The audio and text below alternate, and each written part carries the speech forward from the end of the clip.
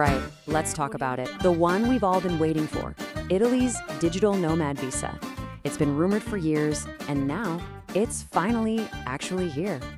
I mean, you can almost taste it, right? That morning espresso in a sunny piazza, typing away on your laptop with the Colosseum in the background.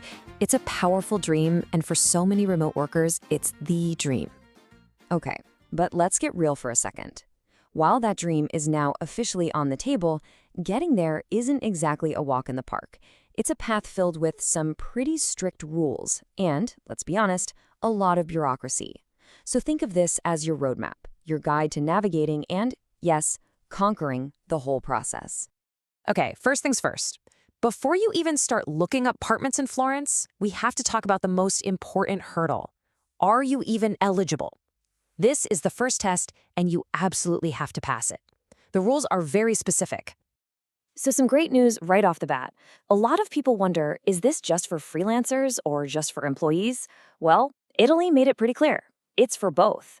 So whether you're a self-employed digital nomad juggling clients or you're a remote worker for a company based outside of Italy, you're in the running. The proof you'll need is just a little different. Now, this is where a lot of people get tripped up. The law uses this phrase, highly skilled, and it sounds pretty intimidating, right? But it's actually not some vague, subjective thing. You just need to check one of these boxes. That's it. Got a bachelor's degree? You're good. No degree? No problem, if you've got 5 years of solid work experience under your belt. And hey, for you tech folks, it's even more specific. Just 3 years of experience in the last 7. And here it is, the magic number, the one everyone asks about. You need to prove you have an annual income of at least 28,000 euros. This is the practical amount that consulates are really looking for. They want to be sure you can comfortably support yourself, so think of 28,000 euros as your minimum target. Oh, and this is a really critical detail. That 28 grand can't just be from anywhere. It has to come from the actual remote work you plan on doing in Italy. So money from rental properties or your stock portfolio, that doesn't count. They want to see that your income is coming from your ongoing professional work. Thinking of making it a family affair? You totally can, but your income requirement goes up. For a spouse, you'll need to show almost 10,000 euros more per year, and for each kid, another 5,000. So if you're looking at a family of 4, you're suddenly needing to prove an income of nearly 48,000 euros a year. It's a big jump, so you've got to plan for it. Okay, so you've checked all the boxes. You're eligible. Amazing. But now the real fun begins. The application process itself. I'm not going to lie. It can feel like a bureaucratic gauntlet, but it is absolutely doable if you're prepared. So let's break down exactly what you'll have to do. You need to understand that this is a 2-step dance, and both steps are mandatory. Step 1 happens in your home country. You apply at the Italian consulate for the visa itself. If they approve you, you get that glorious sticker in your passport. But that just gets you on the plane. Step 2 is what really matters. Once you land in Italy, the clock starts ticking. You have exactly 8 days, 8, to get to a local police station and apply for your residence permit. You cannot miss this deadline. Okay, deep breath. Let's talk about the paperwork. And there is a lot of it. You'll need to prove everything we've already talked about, your skills, your income, but there's more. You'll need proof of a place to live, like a signed lease, before you even apply. You need health insurance, and if you have a job, your company has to write a specific notarized letter for you. It's a big checklist. And this right here shows you one of the biggest bureaucratic loops you can get stuck in. See, to get that lease agreement we just talked about, you usually need an Italian tax code called a codice fiscale. But as this person on Reddit found out, just getting that tax code can take months. It creates a total catch-22. This is why you have to start that codice fiscale process as early as humanly possible. So how long does all this take? Well, officially, the government says it should take between 30 and 60 days.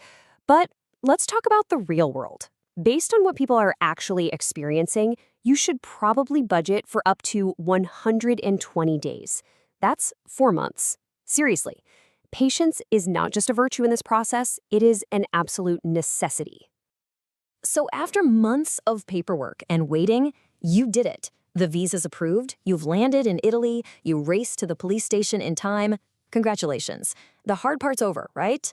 Well, now the new adventure begins. Let's talk about what your new life actually looks like and some of the big questions that come with it. This is one of the best perks for sure. Once you have that Italian residence permit, it's not just a permit for Italy. It's basically your golden ticket to the rest of Europe. You can travel completely visa-free throughout the entire Schengen area. So a weekend trip to Paris, a week in Lisbon, no problem. It gives you incredible freedom to explore. And now, we have arrived at the big one, the question that is on literally everyone's mind. You knew it was coming. Let's talk about taxes. The answer is a very clear, very simple yes. If you are physically present in Italy for more than 183 days in a single year, that's basically half the year, you are officially an Italian tax resident, and this is huge. That means Italy will tax you on your worldwide income, not just what you earn while in Italy, but everything from everywhere. It's a really big deal to understand that. Now, you might have heard some whispers online about a special tax break for nomads. And it's true, Italian lawmakers are talking about it. But here's the reality. Right now, it's just talk. It is not law. There is no special tax deal for digital nomads today. And the other existing tax regimes for newcomers, they have really strict rules that most remote workers just won't qualify for. So, we've covered getting the visa and what it's like when you arrive. But what about the long game? Is this just a one-year thing, or can it be something more? Let's look at the horizon and your potential future in Italy. And this is where this visa gets really interesting. It's not just a temporary pass, it is a legitimate pathway to a permanent future in Europe. You can renew it every year. After you've lived in Italy for 5 straight years, you can apply for permanent residency. And then, after 10 continuous years, you can apply for Italian citizenship. An Italian passport. It's a long road, but it's a real one. So I guess that's the real question you have to ask yourself, isn't it? Are you looking for a one-year lifestyle experiment, a chance to live la dolce vita for a bit and then move on? Or are you ready to take on the bureaucracy and start down a path that could lead to a brand new life, a permanent home, and EU citizenship? The opportunity is there, the choice is yours.